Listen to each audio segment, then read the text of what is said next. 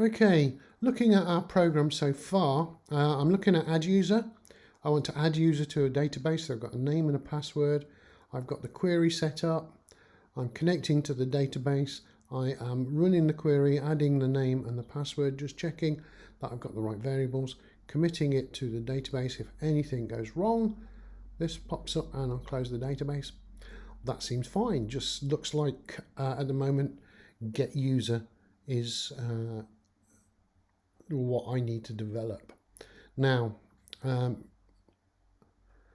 the database, I'm going to show you a program. First of all, I've probably showed it to you before. Let's see. DB browser for SQLite. It's a really good program that allows you to look at your databases and see what's in them. So you can sort of help your programming or know what you're doing by looking at the database, because we can't do it from this file. Now we're not got a file at all at the moment. I've got a high score table, but I don't have a user table. So I'm going to run this program to create that user table.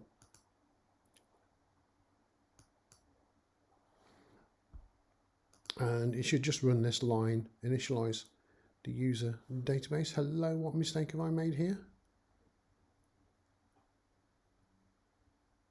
In create, oh, I've got d.close and it should be db.close. Let's try that again. There we go. Now I should have a user table. If I click on it, I can't see any of the data in it. So I need a program to actually have a look to help me understand what's going on. So I've got this. So I need to open a database. So I need to go to where I've stored it. And there it is. I open it and it gives me some information about the database itself and the queries. But if I click on browse data, there we go, and we can see that it's added a single user because we created the database and it's put the admin in. We need one, otherwise we won't be able to run our program. But I want to be able to add users into my program. Let me just close this down. I want to be able to add users to my database, which is fine, but I also want to be able to retrieve users from the database. So let's first of all see if add user works. So if I add user and let's send in Jill and secret, there we go. And because I've initialized it, I'm not going to initialize it again. I'm just going to comment out that line, so I've only got this line to run my program. And we should see, there we go, it seems to be successful. And if I refresh my database, there we go, I've got Jill and secret in the database. So the add a person to the database works. But I want to be able to get a user. Now, I'm not really interested in pulling the information from the database. I just want to see if that person exists. So if I say to the database, do you have Jill and a secret? And it says, yes, I've got that. That's all I need to know. I don't want the information from the database. So when a person logs in, what you're going to be saying to them is, can you give me your username? And I'll type Jill. Can you give me your password? And I'll type secret. And then I will say to my database, do you have a Jill and a secret? If the database returns a value, then I know they're in the database. And I don't need to pull that information out. I've already got that information.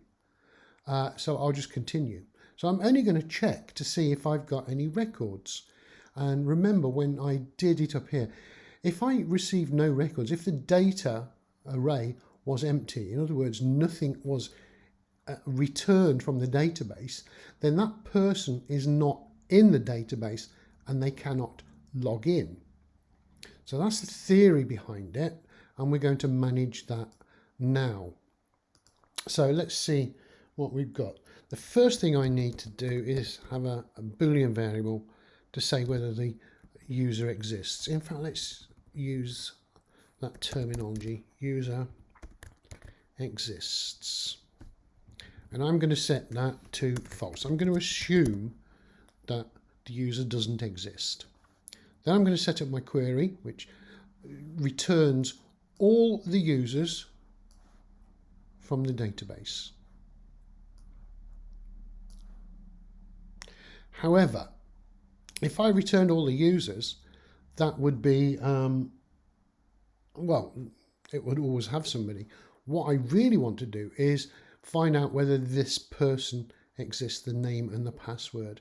So I'm going to change this. I'm going to have a where clause where name equals, and I've got a placeholder, which I'll fill in later, and password equals, and there's my placeholder. So I'm going to look in my database to see if the name is Jill and the password is secret. And if it is, then that's going to be set to true, the person exists.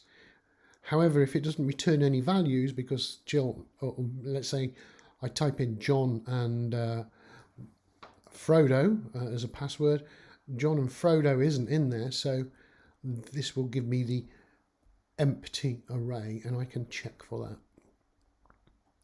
Now that's going to change how I play with my query, because now I need to send in two variables, with being the name and the password.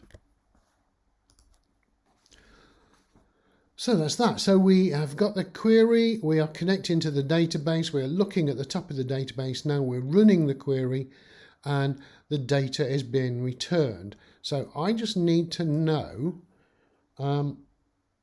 if any data was returned or not.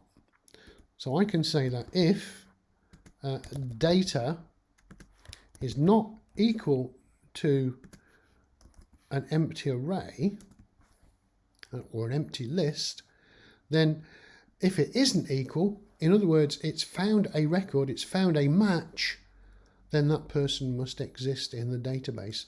So I can then say user exists equals true. And that's basically it. Let me just pull up that line. But because I've now got the user exists, what I want to do is return that to the main program. So if I do return user exists, I've got a variable that I can test. So let's play around with that.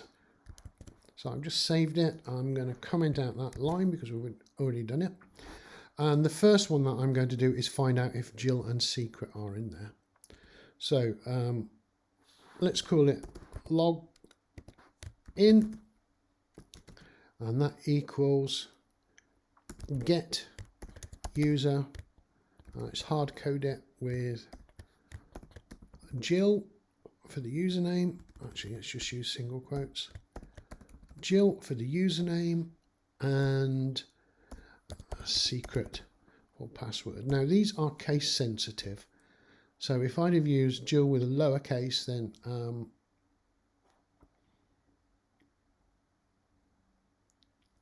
I would have no match. And actually, I'm going to print logged in. Let's see if that works. So let's run my module. And oops, I made a mistake. Okay, I can't do that.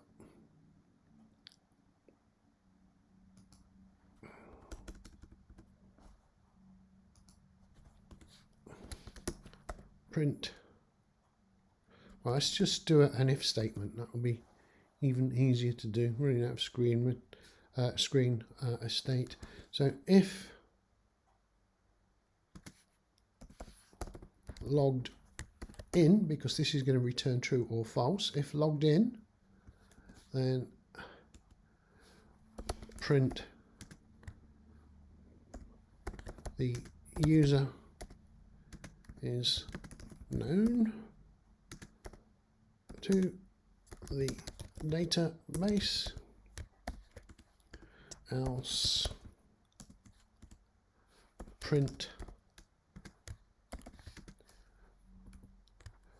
no such user. There we go. So a little bit of programming to make this one work. So let's run that again. And it says the user is known to the database because Jill and secret are in there. So let's just test things out. Let's change things. So I'm going to change this to a lowercase j. Now a lowercase j, there is no lowercase Jill in here, so I'm expecting no such user. So I'm going to save that, run the module, no such user. Perfect. I'm going to change this to admin and let me in.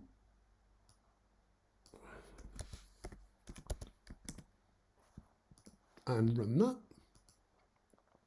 What do you think is going to happen? Let's take a look.